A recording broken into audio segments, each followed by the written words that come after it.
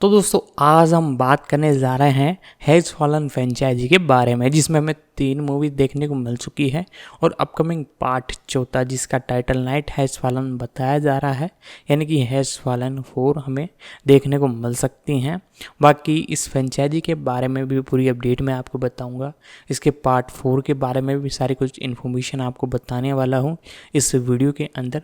तो आप ज़रूर से हमारे इस चैनल को सब्सक्राइब कर लीजिएगा, बेल आइकन दबा कर इसे ऑल पर सेट कर लीजिएगा ताकि हमारी जितनी भी अपकमिंग वीडियोज़ हैं उनका नोटिफिकेशन आप तक पहुंचता रहे और ज़्यादा से ज़्यादा हो सके तो वीडियो को शेयर कीजिएगा। बाकी मैंने सारी कुछ इन्फॉर्मेशन आपको बताई दी है। वीडियो आपको अच्छी लगती है तो लाइक ज़रूर से कीजिएगा, चैनल को सब्सक्राइब कर बेल आइकन दबा कर इसे ऑल पर सेट कर दीजिएगा। आगे मैं इसकी और इन्फॉर्मेशन आपको देता हूँ। नमस्कार दोस्तों, इस वीडियो में हम आने वाली फिल्म नाइट हैज़ फॉलन 4 के बारे में बात करने जा रहे हैं। तो दोस्तों आइए शुरू करते हैं। एक राजनीतिक एक्शन थ्रिलर फिल्म है जिसका निर्देशन रिक रोमन वॉ ने किया है। ये हैज़ फॉलन फिल्म श्रृंखला की तीसरी कड़ी है। इससे पहले ओलंपस हैज़ फॉलन 2013 और लंदन हैज़ फॉलन 2016 आ चुकी हैं। फिल्म में Gerard Butler, Morgan Freeman, Jada Pinkett Smith, Lance Reddick, Tim Blake Nelson, Piper Perabo, Nick Nolte और डैनी हस्टन ने अभिनय किया है। कहानी एक बार फिर अमेरिकी गुप्त सेवा एजेंट माइक बैनिंग के इर्द गिर्द घूमती है, जो अमेरिकी राष्ट्रपति एलन ट्रम्बल पर ड्रोन हमला के लिए फंसाए जाने के बाद अपना नाम साफ करने के लिए समय के साथ दौड़ लगाता है। फिल्म की आधिकारिक घोषणा अक्टूबर 2016 में की गई थी और रोमन वॉ को जुलाई 2017 में काम पर रखा गया था। कलाकारों के नए सदस्यों को 2018 की शुरुआत में जोड़ा गया था और फिल्म की शूटिंग उसी वर्ष फरवरी में बुल्गारिया और यूनाइटेड किंगडम के आसपास शुरू हुई थी। ये फिल्म 23 अगस्त 2019 को लायंसगेट द्वारा संयुक्त राज्य अमेरिका और यूनाइटेड किंगडम में रिलीज हुई थी। इसे समीक्षकों से मिली जुली समीक्षाएं मिली और इसने विश्व स्तर पर $146 मिलियन की कमाई की। भविष्य में इसके सीक्वल और टीवी स्पिन ऑफ की योजनाएं निर्माणाधीन हैं। कथानक secret service agent Mike Banning Virginia में एक अर्धसैनिक सुविधा केंद्र में प्रशिक्षण प्राप्त करते हैं, जिसका स्वामित्व उनके पूर्व आर्मी रेंजर कमांडिंग ऑफिसर वेड जेनिंग्स के पास है, जो अब निजी सैन्य कंपनी सैलिएंट ग्लोबल के सीईओ हैं। बैनिंग को अमेरिकी राष्ट्रपति एलन ट्रम्बल द्वारा सेवानिवृत्त हो रहे निदेशक डेविड जेंट्री के स्थान पर सीक्रेट सर्विस निदेशक के पद के लिए अनुशंसित किया जाता है, लेकिन वो इस तथ्य को छिपाते हैं कि वह माइग्रेन और अनिद्रा से पीड़ित हैं और पूर्व युद्ध चोटों से होने वाले पीठ के पुराने दर्द से निपटने के लिए दर्द निवारक दवाएं लेते हैं। जब टम्बल विलियम्सबर्ग के क्वींस लेक में निजी मछली पकड़ने की यात्रा पर थे, तभी सशस्त्र ड्रोनों के एक झुंड ने उनके सुरक्षा दल पर हमला कर उन्हें मार डाला। केवल बैनिंग ही बच पाए और उन्होंने ट्रम्बल की जान बचाई। दोनों घायल हो गए, लेकिन बैनिंग ठीक हो गए, जबकि ट्रम्बल कोमा में चले गए। एफबीआई एजेंट हेलन थॉम्सन को बैनिंग को हमले में फंसाने वाले झूठे सबूत पेश किए गए, जिसके बाद उन्हें गिरफ्तार कर लिया गया। हिरासत केंद्र ले जाते समय बैनिंग के वाहन पर हमला होता है, लेकिन वो हमलावरों को मारकर और उनकी पहचान उजागर करके भाग निकलता है। हमलावर सैलिएंट ग्लोबल के भाड़े के सैनिक थे, जिनके साथ उसने एक प्रशिक्षण अभ्यास में भाग लिया था। यह महसूस करते हुए कि जेनिंग्स ने उसे धोखा दिया है और फंसाया है, बैनिंग पास के एक पेट्रोल पंप से अपनी पत्नी ली को फोन करता है और उसे बताता है कि वो जीवित है और असली अपराधी को बेनकाब करने के लिए दृढ़ संकल्पित है। इस कॉल से थॉम्सन को उसके ठिकाने का पता चल जाता है, जिससे बैनिंग को कई पुलिस अधिकारियों द्वारा पीछा किए जाने के दौरान एक मिलिशिया सदस्य का 18 पहिया ट्रक चुराना पड़ता है। ट्रक दुर्घटनाग्रस्त होने के बाद बैनिंग भाग निकलता है और अंततः अपने अलग रह रहे पिता क्ले के पास पहुंच जाता है, जो वेस्ट वर्जीनिया के व्हाइट हॉल के भीतरी इलाकों में एक झोपड़ी में गुमनाम जीवन जी रहे हैं। व्हाइट हाउस में कार्यवाहक राष्ट्रपति बने उपराष्ट्रपति मार्टिन किर्बी ने प्रेस को बताया कि रूसी सरकार के समर्थन से हुए हत्या के प्रयास के लिए बैनिंग जिम्मेदार है। बैनिंग और उसके पिता को घर की ओर आते सैलिएंट के भाड़े के सैनिकों का आभास हो जाता है, इसलिए क्ले घर के चारों ओर कई विस्फोट कर देता है, जिससे हमलावर मारे जाते हैं और क्ले और बैनिंग वहां से भाग निकलते हैं। अलग होके क्ले बैनिंग के घर जाता है और जेनिंग्स के भाड़े के सैनिकों द्वारा अपहरण के प्रयास से ली और लेन को बचाता है। क्ले की झोपड़ी के सामने जेनिंग्स के बंदूकधारियों के शव देखकर थॉम्सन को पता चलता है कि बैनिंग को फंसाया जा रहा था। ट्रम्बल कोमा से जाग जाता है और पता चलता है कि किर्बी जेनिंग्स का गुप्त सह साजिश करता था, जो रूस के खिलाफ ट्रम्बल के हत्या के प्रयास का बदला लेने की योजना बना रहा था। थॉमसन और एक अन्य एजेंट रामिरेज एक हवाई अड्डे पर जेनिंग्स का सामना करते हैं, लेकिन वह उन दोनों को मार देता है। बैनिंग अस्पताल पहुंचता है और खुद को पुलिस के हवाले कर देता है। ट्रम्बल को जब पता चलता है कि सेलिएंट के भाड़े के सैनिक उसे जान से मारने की कोशिश कर रहे हैं और केवल बैनिंग ही उसे बचा सकता है, तो वो उसे रिहा करने का आदेश देता है। बैनिंग, जेंट्री और अन्य वफादार एजेंटों की मदद से उसे सुरक्षित स्थान पर ले जाता है, जबकि जेनिंग्स के भाड़े के सैनिक अस्पताल के गहन चिकित्सा इकाई में ऑक्सीजन और नाइट्रोजन की आपूर्ति को अस्थिर स्तर तक बढ़ा देते हैं, जिससे एक विस्फोट होता है और अस्पताल पूरी तरह से नष्ट हो जाता है। जेनिंग्स के आदमियों द्वारा पीछा किए जाने पर बैनिंग ट्रम्बल और जेंट्री को छिपा देता है। इसके बाद हुई गोलीबारी में जेनिंग्स और उसके आदमियों ने ट्रम्बल के अधिकांश सुरक्षा कर्मियों को मार गिराया, लेकिन बैनिंग ने घेराबंदी के प्रयास को विफल कर दिया और भाड़े के सैनिकों को पीछे हटने पर मजबूर कर दिया, क्योंकि उन्हें इतनी देर हो गई थी कि अमेरिकी संघीय कानून प्रवर्तन अधिकारी मौके पर पहुंच गए।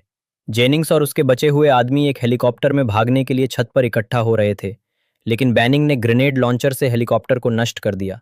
हालांकि जेनिंग्स विस्फोट में बच गया, लेकिन बैनिंग ने चाकूबाजी में उसे गंभीर रूप से घायल कर दिया। बैनिंग को दोष मुक्त कर दिया जाता है, जबकि ट्रम्बल और जेंट्री किर्बी को राजद्रोह और भ्रष्टाचार के आरोप में गिरफ्तार कर लेते हैं। वे खुलासा करते हैं कि जेनिंग्स ने बीमा पॉलिसी के तौर पर उसकी संलिप्तता का विस्तृत रिकॉर्ड रखा था, जिसका खुलासा थॉमसन ने किया। क्ले बैनिंग और उसके परिवार के साथ रहने का फैसला करता है। ट्रम्बल की रक्षा करने में अपनी विफलता और अपनी बीमारियों को छिपाने के अपराध बोध से ग्रस्त बैनिंग अपना इस्तीफा दे देता है, लेकिन ट्रम्बल उसे माफ कर देता है और फिर से उसे निदेशक पद पर पदोन्नति की पेशकश करता है, जिसे वो गर्व से स्वीकार कर लेता है।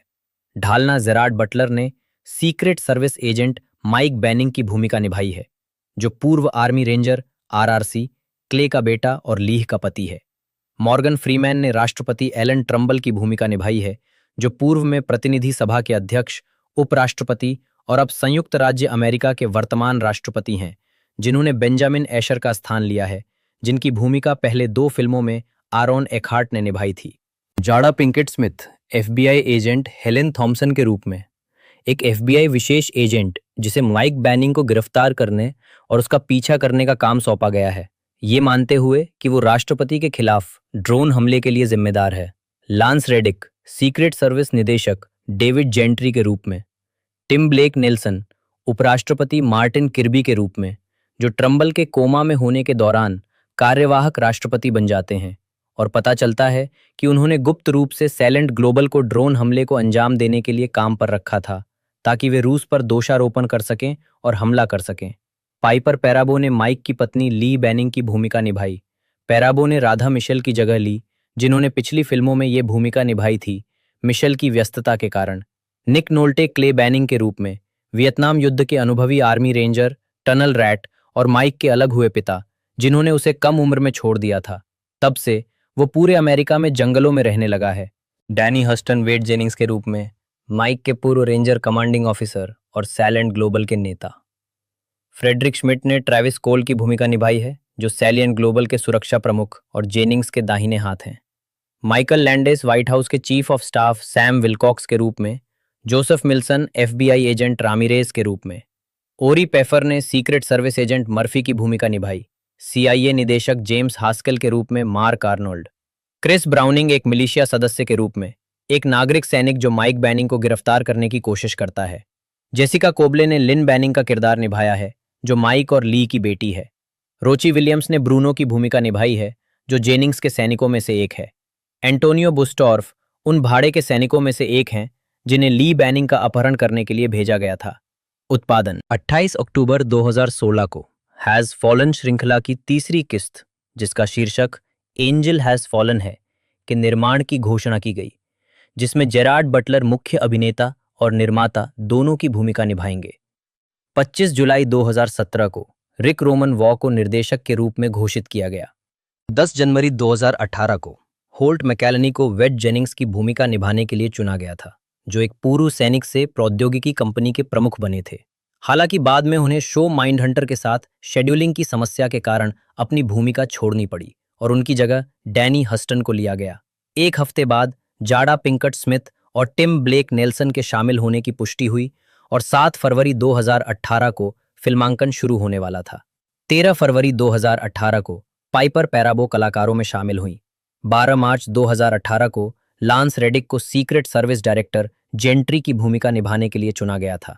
एरॉन एकहार्ट, जिन्होंने पहली 2 फिल्मों में राष्ट्रपति बेंजामिन एशर की भूमिका निभाई थी, ने घोषणा की कि वह अपनी भूमिका में वापस नहीं आएंगे। 21 मार्च 2018 को माइकल लैंडेस को व्हाइट हाउस के chief of staff Sam Wilcox के रूप में चुना गया। 22 जनवरी 2019 को डेविड बकले को फिल्म के संगीतकार के रूप में घोषित किया गया, जिन्होंने ट्रेवर मॉरिस की जगह ली, जिन्होंने पिछली 2 फिल्मों का संगीत तैयार किया था। एंजल हैज फॉलन की शूटिंग वर्जीनिया वाटर लेक में शुरू हुई और पूरे यूनाइटेड किंगडम और बुल्गारिया में जारी रही। शूटिंग पाइनवुड स्टूडियो, ब्रे स्टूडियो, लॉन्ग क्रॉस स्टूडियो और न्यू बोयाना फिल्म स्टूडियो में भी हुई। मुक्त करना ये फिल्म संयुक्त राज्य अमेरिका और यूनाइटेड किंगडम में 23 अगस्त 2019 को रिलीज हुई थी। Box office. Angel has fallen ने संयुक्त राज्य अमेरिका और कनाडा में $69 मिलियन और अन्य क्षेत्रों में $77.6 मिलियन की कमाई की, जिससे दुनिया भर में कुल कमाई $146.7 मिलियन हो गई। संयुक्त राज्य अमेरिका और कनाडा में ये फिल्म ओवरकमर के साथ रिलीज हुई थी और अनुमान था कि शुरुआती सप्ताह में 3,286 सिनेमाघरों से 13-15 मिलियन डॉलर की कमाई करेगी। इसने पहले दिन $7.9 मिलियन कमाए। इसमें गुरुवार रात के पूर्वावलोकन से $1.5 मिलियन शामिल थे, जो श्रृंखला में सबसे अधिक थे। इसने $21.3 मिलियन की कमाई के साथ शुरुआत की और पहले स्थान पर रही और उम्मीद से बेहतर प्रदर्शन किया। ये बटलर की 300 के बाद पहली बार बॉक्स ऑफिस पर शीर्ष पर रहने वाली फिल्म थी और London has fallen million dollar की शुरुआती कमाई से थोड़ी ही कम थी। फिल्म अगले सप्ताह में भी पहले स्थान पर बनी रही और $11.8 मिलियन की कमाई की, साथ ही लेबर डे पर $3 मिलियन की कमाई की। फिल्म अंततः अपने तीसरे सप्ताह में शीर्ष स्थान से हट गई, $6 मिलियन की कमाई के साथ दूसरे स्थान पर रही, नवोदित फिल्म इट चैप्टर 2 से पीछे। स्वागत। रॉटन टोमेटोज पर 190 समीक्षाओं के आधार पर फिल्म को 38% अनुमोदन रेटिंग मिली है, जिसका औसत रेटिंग 5/10 है।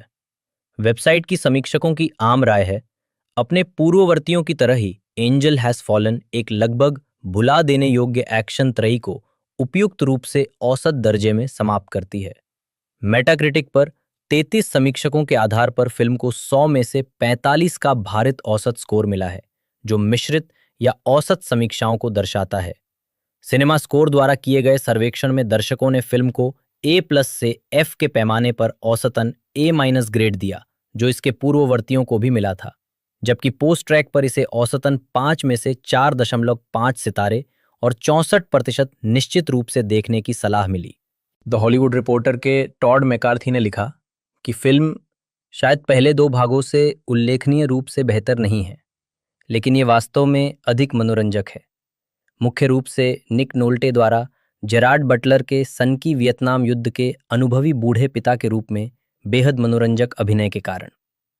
द एवी क्लब के इग्नाटी विश्नेवेट्स्की ने फिल्म को ग्रेड C दिया और इसे नाटकीय सुधार बताया, हालांकि एक्शन दृश्यों की आलोचना करते हुए कहा, वे सभी अत्यधिक दोहराव वाली एडिटिंग और पर्याप्त गतिज ऊर्जा की कमी का शिकार हो जाते हैं, एक ऐसी समस्या जिसे पर्दे पर कितनी भी मारक क्षमता, विकृत मलबे या असामान्य ओवरहेड कैमरा एंगल हल नहीं कर सकते।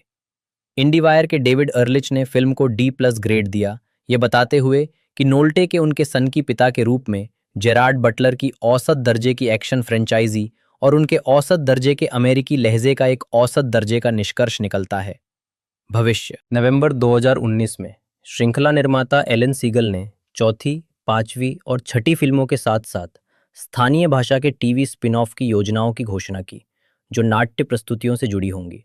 नवंबर 2020 में अमेरिकन फिल्म मार्केट में यह खुलासा हुआ कि नाइट हैज फॉलन नामक चौथी फिल्म विकास के अधीन है, जिसमें बटलर की वापसी होगी। डैनियल सैलिस हस्टन एक ब्रिटिश अमेरिकी अभिनेता, निर्देशक और पटकथा लेखक हैं। फिल्म निर्माताओं के हस्टन परिवार के सदस्य व निर्देशक जॉन हस्टन के बेटे और अभिनेत्री एंजेलिका हस्टन के सौतेले भाई हैं। वह इवांस XTC 2000 जैसी फिल्मों में अपनी भूमिकाओं के लिए जाने जाते हैं, जिसके लिए उन्हें सर्वश्रेष्ठ पुरुष मुख्य भूमिका के लिए इंडिपेंडेंट स्पिरिट अवार्ड के लिए नामांकित किया गया था। 21 gram 2003, birth 2004, the aviator 2004, the constant gardener 2005, Marie Antoinette 2006, children of men 2006, the kingdom 2007, 30 days of night 2007, Robin Hood 2010, Hitchcock 2012, the congress 2013, big eyes 2014, wonder woman 2017, game night 2018, Stan and Ollie 2018 और angel has fallen 2019। हस्टन ने FX श्रृंखला American horror story कवेन में the X Men और American horror story freak show में Masimo डोल्सेफिनो की भूमिका निभाई। उन्होंने मैजिक सिटी 2012-13 में Ben the butcher diamond, Paramount network drama श्रृंखला येलोस्टोन 2018-19 के पहले 2 सीजन में डैन जेनकिंस, सक्सेशन 2019 के दूसरे सीजन में जेमी लेयर्ड और कॉमन साइड इफेक्ट्स 2025 के पहले सीजन में जोनस बैक्सटीन की आवाज़ दी।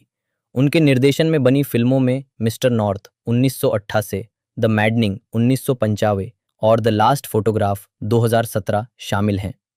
प्रारंभिक जीवन। हस्टन का जन्म 14 मई 1962 को रोम, इटली में हुआ था। वे निर्देशक और अभिनेता जॉन हस्टन और अभिनेत्री जो सैलिस के पुत्र हैं। हस्टन इटली में the Bible in the beginning का निर्देशन कर रहे थे, जिसमें सैलिस ने हागर की भूमिका निभाई थी। अपने पिता के माध्यम से वे एंजेलिका हस्टन और टोनी हस्टन के सौतेले भाई हैं। उनके 2 दत्तक भाई बहन हैं, पाब्लो हस्टन और एलेग्रा हस्टन। वे जैक हस्टन के चाचा और वॉल्टर हस्टन के पोते हैं। वे कनाडाई, वेल्श, स्कॉट्स आयरिश, स्कॉटिश और एंग्लो इंडियन मूल के हैं। उन्होंने अपने प्रारंभिक जीवन का अधिकांश समय यूनाइटेड किंगडम और आयरलैंड में बिताया और अपनी मां के माध्यम से ब्रिटिश नागरिकता बनाए रखी। उन्होंने अंडर द वोल्केनो 1984 के निर्माण के दौरान अपने पिता के सहायक के रूप में काम किया और द डेड 1987 में द्वितीय इकाई निर्देशक थे। हस्टन लंदन फिल्म स्कूल के स्नातक हैं। आजीविका हस्टन ने 12 साल की उम्र में जॉर्ज कैनेडी अभिनीत thriller film the human factor 1975 में अभिनय की शुरुआत की। 1988 में हस्टन ने मिस्टर नॉर्थ का निर्देशन किया, जो थॉरंटन वाइल्डर के थियोफिलस नॉर्थ का रूपांतरण था। फिल्म का निर्माण उनके पिता ने किया था, जिनकी फिल्म पूरी होने से पहले ही मृत्यु हो गई थी। 1995 में हस्टन ने लिविंग लास वेगस में बारटेंडर नंबर 2 की भूमिका निभाई और फिल्म द मैडनिंग का निर्देशन किया। हस्टन को स्वतंत्र फिल्म इवांस एक्सटीसी में उनके प्रदर्शन के लिए 2003 में इंडिपेंडेंट स्पिरिट अवार्ड्स में सर्वश्रेष्ठ पुरुष प्रदर्शन के लिए नामांकित किया गया था। हस्टन मार्टिन स्कोर्सेसी की फिल्म द एविएटर में दिखाई दिए। इस फिल्म के कलाकारों को 2004 के एसएजी पुरस्कार के लिए नामांकित किया गया था। 2006 में फर्नांडो मेरेल्स की फिल्म द कांस्टेंट गार्डनर में सैंडी वुडरो के रूप में अपने अभिनय के लिए हस्टन को सर्वश्रेष्ठ सहायक अभिनेता का गोल्डन सैटेलाइट पुरस्कार मिला। हस्टन ने ऑस्ट्रेलियाई वेस्टर्न फिल्म द प्रपोजिशन में अभिनय किया। हस्टन ने अल्फा मेल और ओलिवर पार्कर की फेड टू ब्लैक में अभिनय किया, जिसमें उन्होंने ऑर्सन वेल्स की भूमिका निभाई। उन्होंने द क्रूज़र सोनाटा में अभिनय किया, जिसका प्रीमियर 2008 एडिनबर्ग अंतर्राष्ट्रीय फिल्म महोत्सव में हुआ था। उनकी अन्य फिल्मों में birth, silver city, Marie Antoinette, the number 23, the kingdom, how to lose friends and alienate people और 30 डेज ऑफ नाइट शामिल हैं। उन्होंने पुरस्कार विजेता HBO mini series John Adams में सैमुअल एडम्स और एक्समैन ओरिजिन वुल्वरीन में कर्नल विलियम स्ट्राइकर की भूमिका निभाई, जो एक्समैन फिल्मों की मूल त्रय का पूर्व भाग है। हस्टन को boogie woogie, the warriors way, age of darkness, clash of the titans, Robin Hood, you don't know Jack और मेडेलियन में दिखाया गया है। हस्टन ने मिच ग्लेजर की मैजिक सिटी में gangster Ben the butcher diamond की भूमिका निभाई, जिसके लिए उन्हें 2013 में सर्वश्रेष्ठ सहायक अभिनेता, श्रृंखला, मिनी सीरीज या टेलीविजन फिल्म के लिए गोल्डन ग्लोब पुरस्कार के लिए नामांकित किया गया था। उन्होंने एफएक्स थ्रिलर श्रृंखला अमेरिकन हॉरर स्टोरी कोवेन में द एक्स-मैन और American horror story freak show में मैसिमो डोल्सेफिनो की भूमिका निभाई। हस्टन ने 2017 की फिल्म वंडर वुमन में जनरल एरिक लुडेनडॉर्फ और एंजल हैज फॉलन में वेड जेनिंग्स के रूप में अभिनय किया। निजी जीवन। 1989 से 1993 तक हस्टन का विवाह अभिनेत्री वर्जीनिया मैडसन से हुआ था। 2001 में उन्होंने केटी जेन इवंस से शादी की, जिनसे उनकी एक बेटी है। हस्टन और इवंस 2006 में अलग हो गए। तलाक को अंतिम रूप दिए जाने से पहले ही अक्टूबर 2008 में इवंस ने आत्महत्या कर ली। फिल्मोग्राफी पतली परत वर्ष शीर्षक भूमिका नोट्स 1975 मानवीय कारक मार्क किंसडेल डैनी ह्यूस्टन के रूप में श्रेय दिया गया। 1988 श्री नॉर्थ लागू नहीं निर्देशक के रूप में। 1991 कोलेट बनना लागू नहीं। 1995 पागल कर देने वाला लागू नहीं। लास वेगस छोड़ना भोजनशाला का नौकर। 1997 Anna Karenina Stiva. 1998 Spanish fly John Susan की योजना जुआरी। 1999 शानदार समय जिमी के प्रबंधक। 2000 टाइम कोड भिकारिन Evans XTC Ivan Beckman. 2001 Eden Colman hotel सराय प्रबंधक। 2002 टॉर्चर टीवी गैरी सिल्वरमैन बैके चरवाहा। 2003 28 gram Michael. 2004 silver city Danny O'Brien जन्म यूसुफ विमान चालक जैक फ्राई। 2005 प्रस्ताव आर्थर बर्न्स जासूस Sandy Woodrow. Nicholas King Nolte एक अमेरिकी अभिनेता हैं। ड्रामा और रोमांस दोनों तरह की फिल्मों में मुख्य भूमिकाओं के लिए जाने जाने वाले नोल्टे को एक गोल्डन ग्लोब पुरस्कार के साथ साथ 3 अकादमी पुरस्कारों और एक प्राइम टाइम एमी पुरस्कार के लिए भी नामांकित किया गया है। नोल्टे को पहली बार ABC mini series rich man poor man में अपनी भूमिका के लिए प्रसिद्धि मिली, जिसके लिए उन्हें सीमित श्रृंखला या फिल्म में उत्कृष्ट मुख्य अभिनेता के लिए प्राइम टाइम एमी पुरस्कार के लिए नामांकित किया गया था। उन्होंने द प्रिंस ऑफ टाइड्स के लिए सर्वश्रेष्ठ अभिनेता मोशन पिक्चर ड्रामा का गोल्डन ग्लोब पुरस्कार जीता। उन्हें the Prince of tides, affliction और वॉरियर के लिए 3 अकादमी पुरस्कारों के लिए नामांकित किया गया है। उनकी अन्य उल्लेखनीय फिल्मों में the deep 1977, who will stop the rain 1970-80, North Dallas 40 1979, 48 hours 1982, cannery row 1982, under fire 1983, teachers 1984, down and out in Beverly Hills 1986, 3 fugitives 1989, another 48 hours शामिल है। 1990 केप फियर 1991, लोरेंजो का तेल 1992, Jefferson in Paris 1995, the thin red line 1998, the good thief 2002, Hulk 2003, hotel Rwanda 2004, over the hedge 2006, the Spiderwick chronicles 2008, tropic thunder 2008, cats and dogs the revenge of Kitty Galore 2010, the company you keep 2012, gangster squad 2013, a walk in the woods 2015, head full of honey 2018 और angel has fallen 2019। Television पर उनके काम में HBO series luck 2011-2012, Fox mini series Gracepoint 2014, Disney plus series the Mandalorian 2019 और Peacock crime drama poker face 2023 शामिल है। 2016 से 2017 तक नोल्टे ने एपिक सीरीज ग्रेव्स में राष्ट्रपति रिचर्ड ग्रेव्स की भूमिका निभाई, जिसके लिए उन्हें सर्वश्रेष्ठ अभिनेता टेलीविजन सीरीज म्यूजिकल या कॉमेडी श्रेणी में गोल्डन ग्लोब पुरस्कार के लिए नामांकित किया गया था। प्रारंभिक जीवन नोल्टे का जन्म 8 फरवरी 1943 को ओमाहा नेब्रास्का में हुआ था।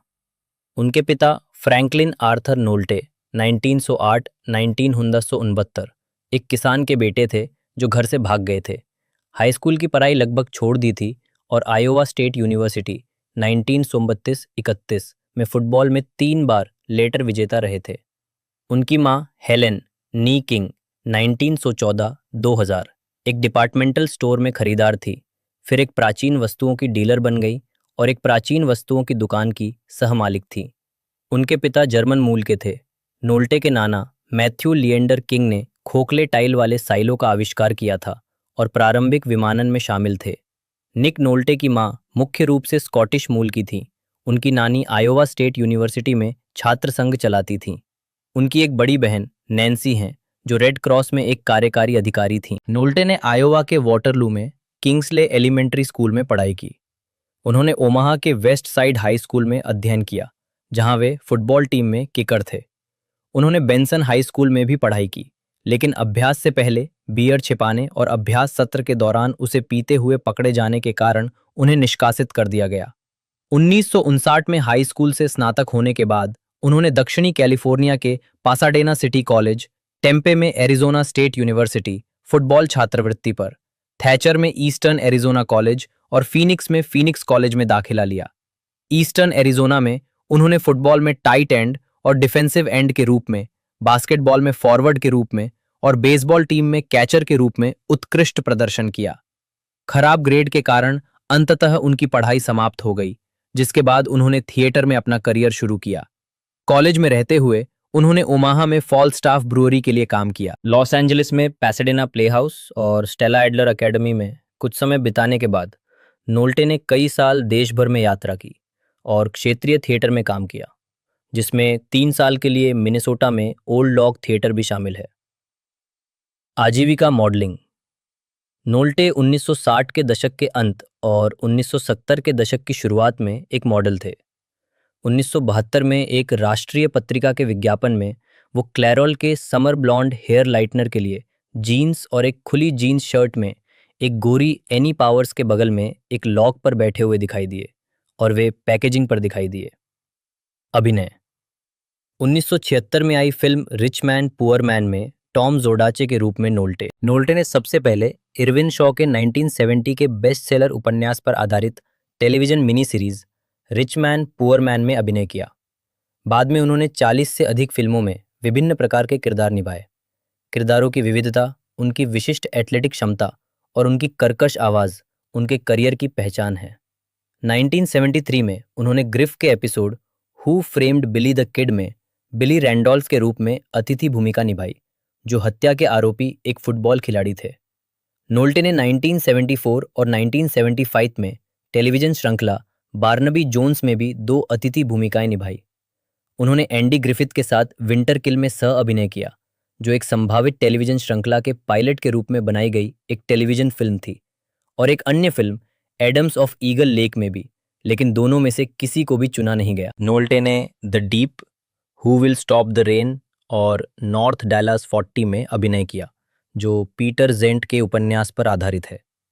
1982 में उन्होंने एडी मर्फी के साथ 48 आवर्स और डेब्रा विंगर के साथ कैंद्री रो में अभिनय किया। 1980 के दशक के दौरान उन्होंने under fire, teachers, down and out in Beverly hills, extreme prejudice, 3 fugitives और न्यूयॉर्क स्टोरीज में भी अभिनय किया। नोल्टे ने ग्रेस क्विगली में कैथरीन हेपबर्न के साथ उनकी आखिरी मुख्य फिल्म भूमिका में अभिनय किया। नोल्टे और मर्फी ने सीक्वल अनदर 48 आवर्स में फिर से अभिनय किया। 1951 में नोल्टे ने द प्रिंस ऑफ टाइड्स में अभिनय किया और सर्वश्रेष्ठ अभिनेता के लिए अकादमी पुरस्कार के लिए नामांकित हुए। बाद में उन्होंने रॉबर्ट डी नीरो और जेसिका लैंग के साथ मार्टिन स्कोर्सेसी की केप फियर के रीमेक में अभिनय किया। नोल्टे ने 2016 में क्लिटी लेन से शादी की। इससे पहले उनकी शादी शीला पेज, शेरिन हद्दाद और रेबेका लिंगर से हुई थी। नोल्टे और लिंगर का एक बेटा है, ब्रॉली, 1986, जो एक अभिनेता है और भारतीय अमेरिकी अभिनेत्री नवी रावत से विवाहित है। नोल्टे और लेन की एक बेटी है, सोफिया। सोफिया ने हेड फुल ऑफ हनी में उनकी पोती की भूमिका निभाई। नोल्टे और लिंगर की 1983 में एक बेटी भी हुई थी, जिसकी जन्म के समय ही मृत्यु हो गई थी। नोल्टे कैरेन एक्लन के साथ रहते थे, जिन्होंने बाद में उन पर गुजारा भत्ता के लिए मुकदमा किया। उन्होंने डेब्रा विंगर और विक्की लुइस को भी डेट किया है। कानूनी परेशानियां और मादक द्रव्यों का सेवन। नोल्टे अपनी बदमाश लड़के वाली छवि के लिए जाने जाते हैं। 1961 में उन्हें नकली ड्राफ्ट कार्ड दस्तावेज बेचने के आरोप में गिरफ्तार किया गया और 45 साल की जेल और $75,000 का जुर्माना लगाया गया, लेकिन सजा निलंबित कर दी गई। हालांकि इस आपराधिक दोष सिद्धि के कारण वे सैन्य सेवा के लिए अयोग्य हो गए। उन्होंने वियतनाम युद्ध में सेवा करने का दायित्व महसूस किया था और कहते हैं कि वियतनाम न जाने के कारण एक युवा के रूप में उन्हें अधूरापन महसूस हुआ। 11 सितंबर 2002 को नोल्टे को कैलिफोर्निया के मालिबू में नशे में गाड़ी चलाने के संदेह में गिरफ्तार किया गया था। बाद में परीक्षणों से पता चला कि वो GHB के प्रभाव में था। नोल्टे ने जवाब दिया कि वो 4 साल से इसका सेवन कर रहा है। और मेरे साथ कभी बलात्कार नहीं हुआ। 3 दिन बाद उसने परामर्श के लिए कनेक्टिकट के सिल्वर हिल अस्पताल में अपना नाम दर्ज कराया। 12 दिसंबर 2002 को उसने नशे में गाड़ी चलाने के आरोपों को स्वीकार कर लिया। उसे 3 साल की परिवीक्षा दी गई, जिसमें शराब और नशीली दवाओं के परामर्श से गुजरने और यादृच्छिक परीक्षण अनिवार्य करने के आदेश दिए गए। 2005 में द इंडिपेंडेंट ने रिपोर्ट किया कि नोल्टे अपने वयस्क जीवन के अधिकांश समय से मादक द्रव्यों के सेवन से जूझ रहे थे और उन्होंने कम उम्र में ही शराब का सेवन शुरू कर दिया था। पाइपर लिसा पैराबो, जन्मन 86 अक्टूबर 1976, एक अमेरिकी अभिनेत्री हैं। कॉमेडी ड्रामा फिल्म कोयोट अगली 2000 सफलता के बाद उन्होंने lost and delirious 2001, cheaper by the dozen 2003, इसकी अगली कड़ी cheaper by the dozen 2 2005, the prestige 2006, Looper 2012 और एंजल हैज़ फॉलन 2019 जैसी फिल्मों में अभिनय किया है। उन्होंने यूएसए नेटवर्क की जासूसी drama series covert affairs CIA agent any walker, जिसके लिए उन्हें सर्वश्रेष्ठ अभिनेत्री टेलीविजन सीरीज ड्रामा के लिए गोल्डन ग्लोब पुरस्कार के। उनके अन्य टेलीविजन कार्यों में येलोस्टोन 2021-2024, बिलियंस 2021-2023 और बटरफ्लाई 2025 शामिल है। प्रारंभिक जीवन: डैलस टेक्सास में जन्मी और टॉम्स रिवर न्यू जर्सी में पली बढ़ी पैराबो, मैरी शार्लॉट नी उलैंड, एक फिजियोथेरेपिस्ट, और George William Perabo, Ocean County College में कविता के व्याख्याता की संतान है। वह अंग्रेजी, जर्मन और आयरिश और नॉर्वेजियन मूल की हैं। उनके उपनाम को कभी कभी गलती से पुर्तगाली बताया जाता है। पैराबो के माता पिता ने उनका नाम अभिनेत्री पाइपर लॉरी के नाम पर रखा था। वो 3 बच्चों में सबसे बड़ी है। उनके 2 भाई हैं, नोआ और एडम। उन्होंने 1994 में Tom's river high school north से स्नातक की उपाधि प्राप्त की और 1998 में ओहियो विश्वविद्यालय के ऑनर्स ट्यूटोरियल कॉलेज से थिएटर में स्नातक की डिग्री हासिल की। 1996 में उन्होंने ट्रिनिटी ला मामा परफॉर्मिंग आर्ट्स प्रोग्राम में भाग लिया। उन्होंने अपने अंतिम वर्ष में लैटिन, भौतिकी और कविता का भी अध्ययन किया। पैराबो को पहली बार कॉलेज से स्नातक होने से 1 साल पहले नोटिस किया गया था। वो न्यूयॉर्क शहर में अपने तत्कालीन प्रेमी से मिलने गई थी और उनके साथ एक ऑडिशन में गई थी। कास्टिंग डायरेक्टर डेनिस फिट्जगेराल्ड ने उन्हें देखा और एक भूमिका के लिए ऑडिशन देने को कहा। उन्हें वो भूमिका नहीं मिली, लेकिन जब फिट्जगेराल्ड को पता चला कि उनका कोई एजेंट नहीं है, तो उन्होंने पैराबो की ओर से फ़ोन करके उनके लिए एक एजेंट ढूंढ लिया। आजीविका: 1997-2007, शुरुआत और महत्वपूर्ण सफलता। स्नातक होने के बाद पैराबो न्यूयॉर्क चली गई, जहां उन्होंने एक वेट्रेस के रूप में काम किया। उन्होंने ला मामा एक्सपेरिमेंटल थिएटर क्लब में अभिनय का भी अध्ययन किया और विभिन्न नाटकों में भूमिकाएं निभाईं। शहर में आने के ठीक 1 महीने बाद उन्हें अपनी पहली फीचर फिल्म मार्क लेविन की कॉमेडी फिल्म वाइट बॉयज में कास्ट किया गया। 2000 में उन्हें romantic musical comedy drama film कोयोट अगली में वायलेट जर्सी सैंडफोर्ड के रूप में कास्ट किया गया, जिसके लिए उन्होंने वन वे और अनदर के लिए सर्वश्रेष्ठ संगीत क्षण का MTV मूवी अवार्ड जीता। आलोचकों से फिल्म की मिलीजुली प्रतिक्रिया के बावजूद ये बॉक्स ऑफिस पर सफल रही और इसने दुनिया भर में $113 मिलियन से अधिक की कमाई की।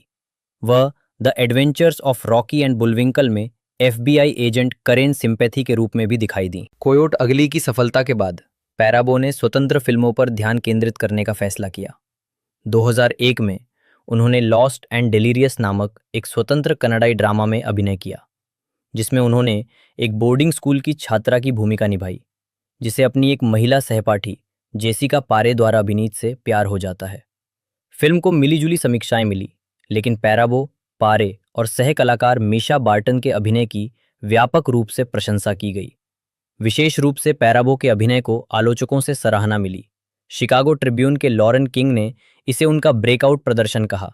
एंटरटेनमेंट वीकली के ओवेन ग्लीबरमैन ने उन्हें चमकदार उग्रता वाली अभिनेत्री और उनके अभिनय को भावनाओं का फव्वारा बताया।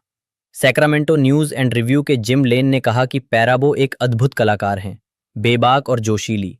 ये एक अभूतपूर्व प्रदर्शन है, अपनी तीव्रता में आश्चर्यजनक। और रोजर एबर्ट ने उनकी ईमानदारी और अद्भुत परित्याग और दृढ़ विश्वास के लिए उनके प्रदर्शन की प्रशंसा की।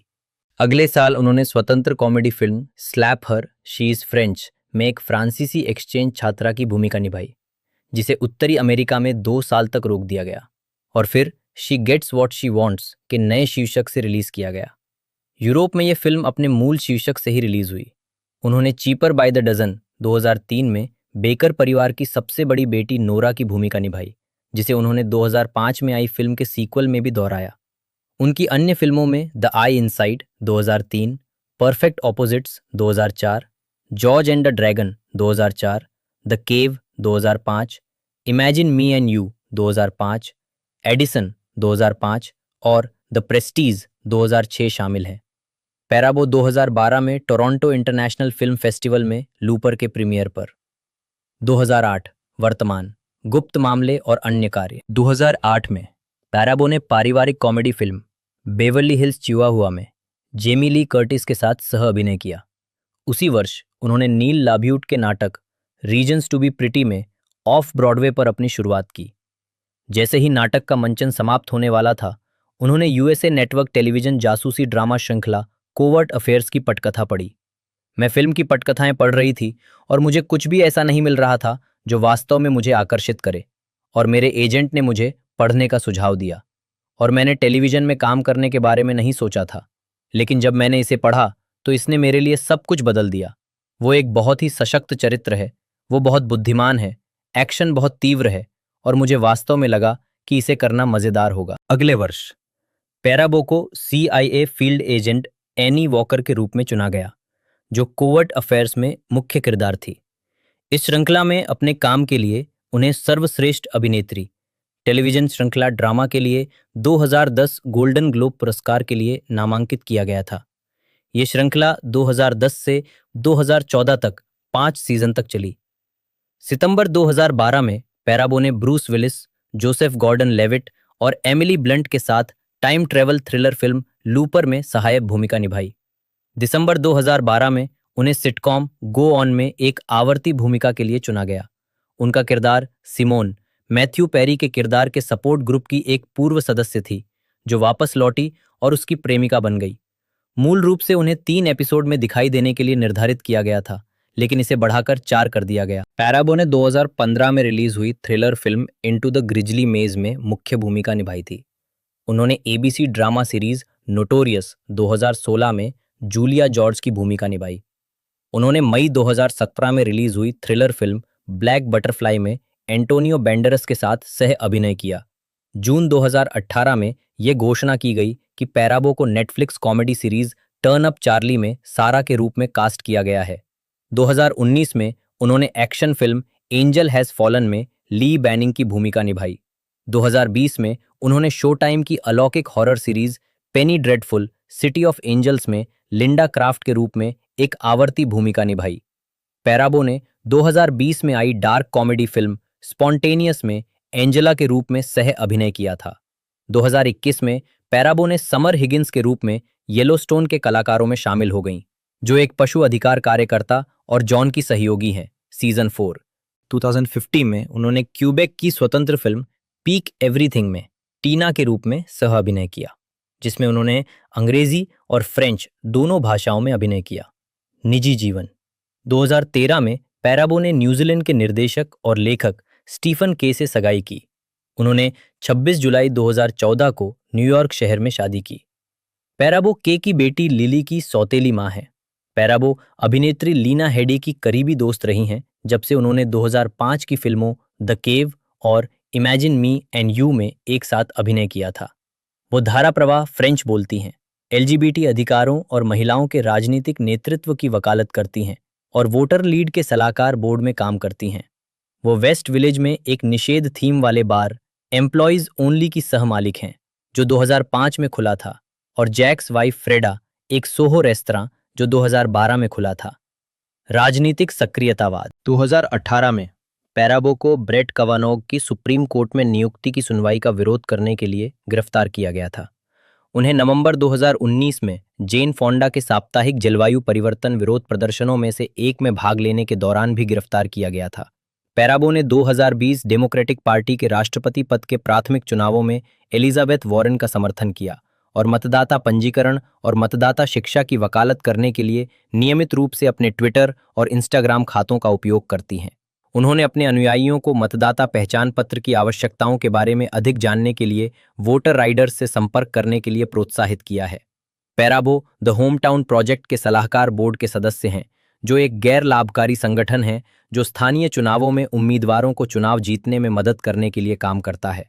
पैराबो ने 2024 के संयुक्त राज्य अमेरिका के राष्ट्रपति चुनाव में कमला हैरिस का समर्थन किया।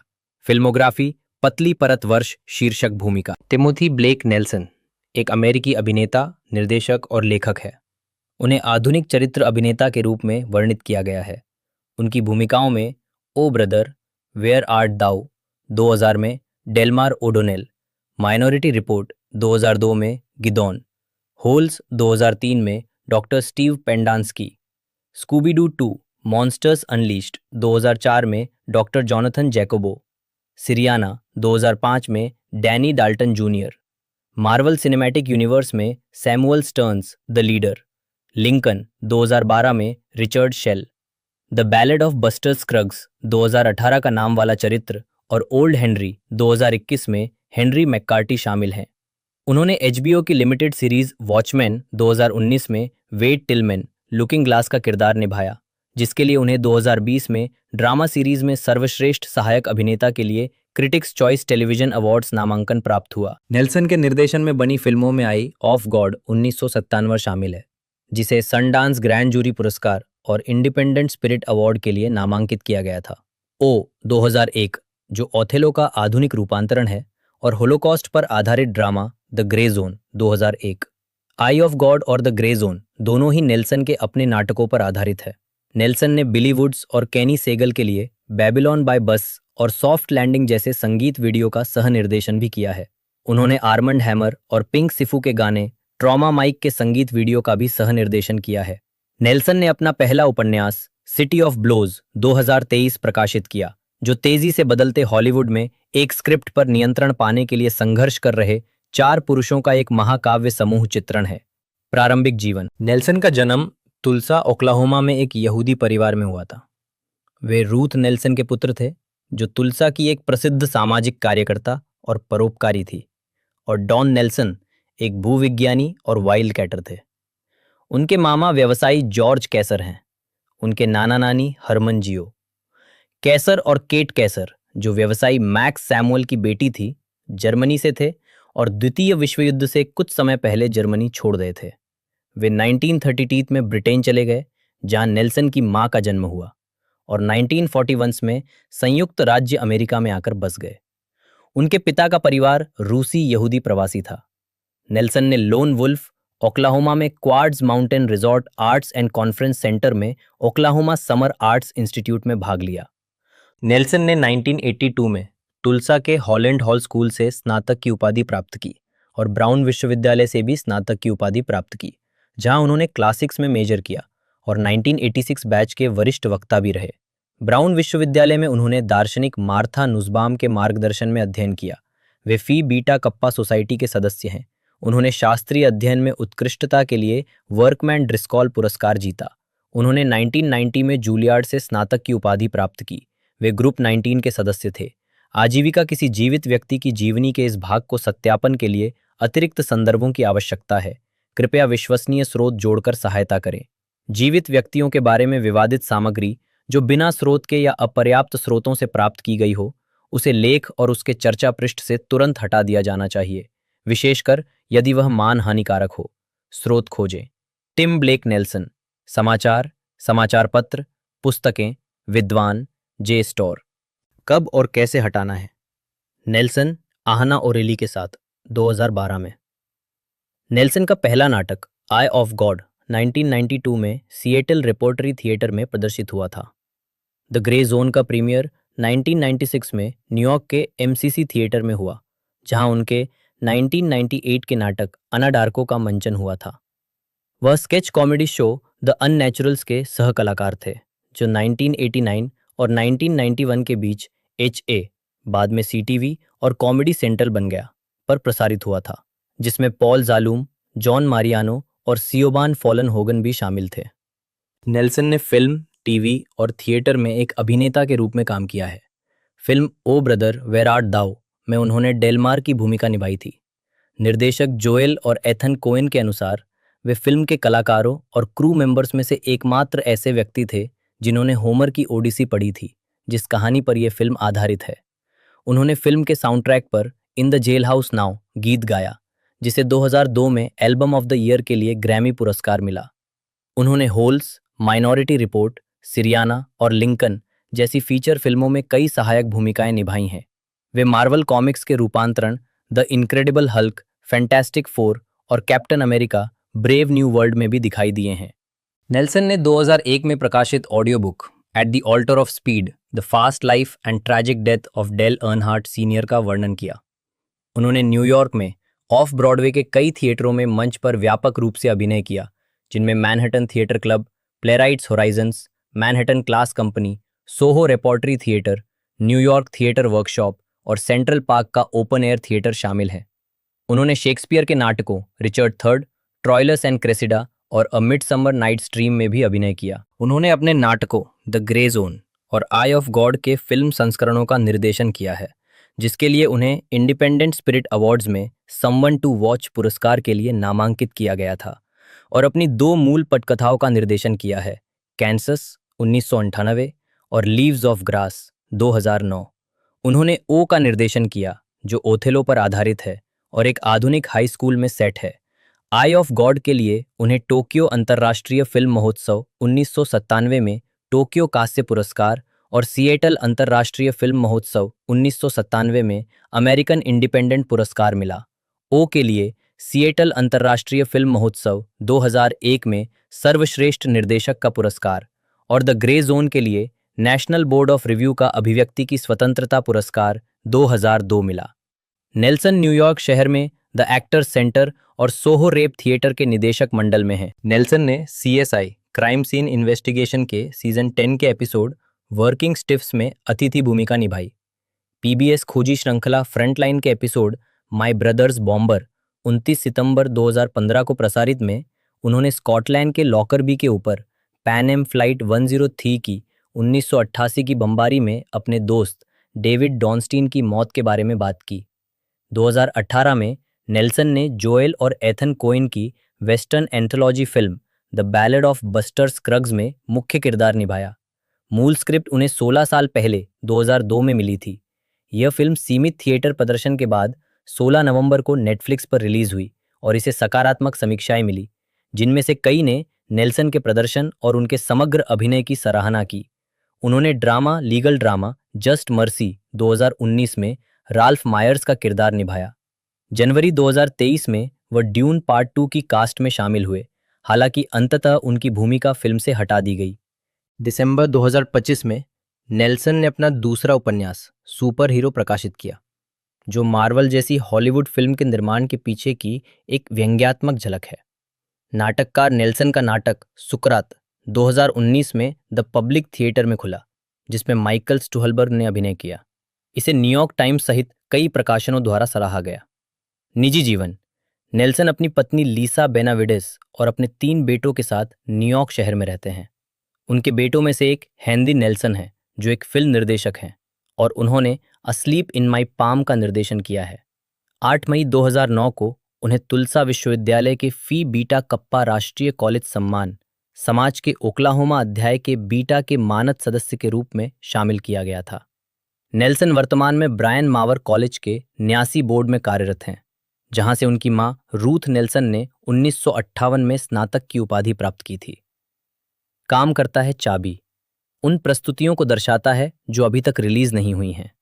पतली परत, वर्ष शीर्षक, भूमिका नोट्स 1992, यह मेरी जिंदगी है डेनिस 1993, मोटेल ब्लू 19 वयस्क, लूथर, अमान्य 1994, शौकिया युवा जासूस 1995, दिग्गजों, रॉजर जॉनसन 1996, जो का अपार्टमेंट तिलचट्टा 1997, ईश्वर की आंख, लागू नहीं, निर्देशक और लेखक Donnie Brasco, FBI technician Prix Fixe, Bus Boy लघु फिल्म 1998, पतली लाल रेखा, प्राइवेट लाइसेंडर टिल्स कांसस, लागू नहीं, लघु फिल्म, निर्देशक और लेखक 2000, छोटा गांव, फ्लाइट कैप्टन, ओ भाई तुम कहाँ हो, डेलमार ओडोनेल, 2001 हे, लागू नहीं, निदेशक ग्रे जोन, लागू नहीं, निर्देशक, लेखक, निर्माता और संपादक। 2002 अच्छी लड़की, बुब्बा, अच्छा लगना, दिल्ली, अल्पसंख्यक दस्तावेज, गिदोन। 2003 एक विदेशी मामला, जेक एडम्स, साथ ही कार्यकारी निर्माता भी, छेद, doctor Kiowa, Mom, Pendanski, Wonderland, Billy Deverell. 2004 Scooby Doo 2 Monsters Unleashed, doctor Jonathan Jacobo, आखिरी शॉट, मार्शल पेरिस, दीवाना, डेनिस फोकर परिवार से मिले, अधिकारी वॉर्न लेफ्लोर। 2005 शौकिया, बार्नी मैक्लेहटन, उन्होंने ओज के चौथे सीजन में डिटेक्टिव जॉनी बेसिल, लॉस्ट 2004-2010 में Matthew Abaddon, Netflix series Resident Evil 2022 में एल्बर्ट वेस्कर और उनके क्लोन, और Percy Jackson and the Olympians 2024 में ज्यूस की भूमिका भी निभाई। Percy Jackson and the Olympians मरणोपरांत रिलीज हुई और इसके लिए उन्हें उत्कृष्ट सहायक कलाकार के लिए children's and family Emmy award के लिए नामांकित किया गया। उन्होंने वीडियो गेम के पात्रों क्वांटम ब्रेक में Martin Hatch, Horizon Zero Dawn और होराइजन फॉरबिडन वेस्ट में साइलेंस और डेस्टिनी फ्रेंचाइजी में कमांडर जवाला को अपनी आवाज और शक्ल दी। प्रारंभिक जीवन, लांस सोलोमन रेडिक का जन्म 7 जून 1962 को बाल्टीमोर, मैरीलैंड में हुआ था। वे डोरोथी गी और सोलोमन रेडिक के पुत्र थे। उन्होंने बाल्टीमोर के फ्रेंड स्कूल में शिक्षा प्राप्त की। किशोरावस्था में उन्होंने पी बॉडी इंस्टीट्यूट में संगीत का अध्ययन किया और वॉल्डेन स्कूल में ग्रीष्मकालीन कार्यक्रम के दौरान संगीत सिद्धांत और रचना का अध्ययन किया। रेडिक ने रोचेस्टर विश्वविद्यालय के ईस्टमैन स्कूल ऑफ म्यूजिक में शास्त्रीय संगीत रचना का अध्ययन किया और संगीत में स्नातक की डिग्री प्राप्त की। वे 1980 के दशक में बॉस्टन, मैसाचुसेट्स चले गए। रेडिक ने 1990 के दशक की शुरुआत में येल स्कूल ऑफ ड्रामा में दाखिला लिया और 1994 में ललित कला में मास्टर डिग्री प्राप्त की। आजीविका, रेडिक ने 2008 में रेडिक को HBO श्रृंखला द वायर में सेड्रिक डैनियल के रूप में चुना गया था। उन्होंने बबल्स और बंक मोरलैंड की भूमिकाओं के लिए भी ऑडिशन दिया था। वह 2008 में ABC की श्रृंखला लॉस्ट में शामिल हुए, जहां उन्होंने कई एपिसोड में चार्ल्स विडमोर के कर्मचारी मैथ्यू अबैडन की भूमिका निभाई। वह HBO श्रृंखला ओस के 5 अभिनेताओं में से तीसरे थे जिन्होंने इस ड्रामा में अभिनय किया। निर्माता डेमन लिंडेलॉफ और कार्ल्टन क्यूस ने मिस्टर इको की भूमिका के लिए रेडिक पर विचार किया था, लेकिन वह द वायर की शूटिंग में व्यस्त थे। रेडिक ने अपना पहला एल्बम कंटेम्पलेशंस एंड रिमेम्बरेंसेस 2007 में रिलीज किया और 2008 की शुरुआत में उन्हें फ्रिंज के पायलट एपिसोड में एक महत्वपूर्ण भूमिका मिली, जिसमें उनके साथी अभिनेता किर्क एसेवेडो की भी एक नियमित भूमिका थी। रेडिक ने फिलिप ब्रोयल्स की भूमिका निभाई, जो असाधारण गतिविधियों की जांच करने वाले FBI विभाग के प्रमुख थे। रेडिक ने इस किरदार को एक सख्त मिजाज लेकिन साथ ही अच्छे लोगों में से एक बताया। लॉस्ट की तरह फ्रिंज का सह निर्माण और निर्माण J.J. एब्राम्स ने किया था। इस बात पर कुछ संदेह था कि क्या रेडिक 2001-2009 के टेलीविजन सीजन में लॉस्ट और फ्रिंज दोनों में दिखाई दे पाएंगे। हालांकि अब्राम्स ने कहा कि भले ही रेडिक फ्रिंज में एक नियमित कलाकार थे, लेकिन जरूरत पड़ने पर वे लॉस्ट के एपिसोड भी करेंगे। रेडिक 2013 की thriller film white house down में दिखाई दिए। उन्होंने YouTube web series doctor known में अभिनय किया, जहां उन्हें सह निर्माता के रूप में भी श्रेय दिया गया। रेडिक ने जुलाई 2012 में ये बात कही। 2014 में Reddick action thriller film John Wick में चारोन के रूप में दिखाई दिए, एक भूमिका जिसे उन्होंने इसके 3 सीक्वल में दोहराया। जुलाई 2021 में यह पुष्टि की गई कि रेडिक जॉन विक चैप्टर 4 में अपनी भूमिका को दोहराएंगे। उन्होंने 2014 और 2017 के वीडियो गेम डेस्टिनी और डेस्टिनी 2 में कमांडर जवाला के किरदार को आवाज दी। इसके अलावा 2014 में उन्होंने अमेज़न प्राइम सीरीज बॉश में चीफ इरविन इरविंग की भूमिका निभाना शुरू किया। पुलिस कमांडरों के रूप में अपनी 3 बड़ी भूमिकाओं की तुलना करते हुए रेडिक ने कहा कि द वायर में उनका किरदार डैनियल दिल से एक पुलिस वाला है, जबकि फ्रिंज में उनका किरदार ब्रॉयल्स एक सैनिक है और इरविंग एक आदर्श राजनेता है। रेडिक क्री LED बल्बों के लिए टेलीविजन विज्ञापनों में प्रवक्ता थे। 2016 में रेडिक को post apocalyptic horror film the domestics में कास्ट किया गया था। ये फिल्म 28 जून 2018 को रिलीज हुई थी। बाद में रेडिक ने 2018 की horror thriller film monster party में अभिनय किया। उन्होंने 2017 के video game Horizon Zero Dawn में साइलेंस नामक किरदार को आवाज दी और इसके सीक्वल होराइजन फॉरबिडन वेस्ट में भी उसी भूमिका को दोहराया। 2021 में रेडिक फिल्म गॉडजिला वर्सेस कॉन्ग में दिखाई दिए। 2022 में रेडिक ने live action resident evil Netflix series में एल्बर्ट वेस्कर और उनके क्लोन एल बर्ट और एलबी वेस्कर की भूमिका निभाई। उन्होंने video game Hellboy web of wired में हेलबॉय को भी आवाज दी। ये गेम उनकी मृत्यु के बाद रिलीज हुआ था। वह मरणोपरांत पर्सी जैक्सन एंड द ओलंपियंस श्रृंखला में ग्रीक देवता ज्यूस के रूप में दिखाई दिए, जो इसी नाम की पुस्तक श्रृंखला का डिज्नी प्लस रूपांतरण है। दूसरे सीजन के लिए ज्यूस की भूमिका बाद में कर्टनी बी वैंस को दी गई। मौत। रेडिक की मृत्यु से कुछ समय पहले मार्च 2023 में रेडिक का 17 मार्च 2023 को 60 वर्ष की आयु में लॉस एंजलिस के स्टूडियो सिटी स्थित उनके घर पर अचानक निधन हो गया। कोरोनर ने उनकी मृत्यु का कारण कोरोनरी धमनी रोग और एथेरोस्क्लेरोटिक हृदय रोग बताया। उनके सहयोगियों और मित्रों ने उन्हें श्रद्धांजलि दी, जिनमें रेडिक के द वायर के सह कलाकार वेंडल पियर्स और इजाया विटलॉक जूनियर, साथ ही निर्माता डेविड साइमन भी शामिल थे। रेडिक के जॉन विक के सह कलाकार कीनू रीव्स और इयान मैकशेन ने भी उन्हें श्रद्धांजलि दी। साथ ही उनकी होराइजन की सह कलाकार एशली बर्च और वीडियो गेम उद्योग के अन्य लोगों ने भी। डेस्टिनी और डेस्टिनी 2 गेम के हजारों खिलाड़ियों ने रेडिक के किरदार कमांडर जवाला को श्रद्धांजलि अर्पित की या इन गेम इमोशंस का उपयोग करके उन्हें सलाम किया। वीडियो गेम एलन वेक 2 के अंत क्रेडिट में लांस रेडिक को श्रद्धांजलि भी शामिल है। रेडिक के परिवार ने प्रशंसकों से बाल्टीमोर स्थित गैर लाभकारी संस्था MOM केयर्स को दान देने का अनुरोध किया, जो नवजात गहन चिकित्सा इकाई में भर्ती शिशुओं वाली वंचित माताओं की सहायता करती है। Disney plus TV series pursed Jackson and the Olympians के पहले सीजन का समापन रेडिक की स्मृति को समर्पित था। उन्होंने अपने अंतिम मरणोपरांत रिलीज हुए टेलीविजन भूमिकाओं में से एक में ज्यूस का किरदार निभाया था। शो के सह निर्माता रिक रियॉर्डन ने रेडिक के साथ काम करने के अनुभव के बारे में कहा, उनका हास्यबोध अद्भुत और अनोखा था। वे विचारशील, संवेदनशील और गहरी समझ वाले थे। उन्होंने कहा कि उन्हें उम्मीद है कि रेडिक के दृश्य हमें याद दिलाएंगे कि हमने कितनी प्रतिभा खो दी है। जाड़ा कोरेन। पिंकेट स्मिथ एक अमेरिकी अभिनेत्री, व्यवसायी और टॉक शो होस्ट है। वो Facebook watch talk show red table talk की सह होस्ट है, जिसके लिए उन्होंने डे टाइम एमी अवार्ड जीता है। टाइम ने उन्हें 2021 में दुनिया के 100 सबसे प्रभावशाली लोगों में से एक नामित किया। पिंकेट स्मिथ को 1991 में सिटकॉम अ डिफरेंट वर्ल्ड से बड़ा ब्रेक मिला। इसके बाद उन्होंने menace to society 1993, the nutty professor 1996, set it off 1996 और स्क्रीम 2 1997 जैसी फिल्मों में अभिनय किया।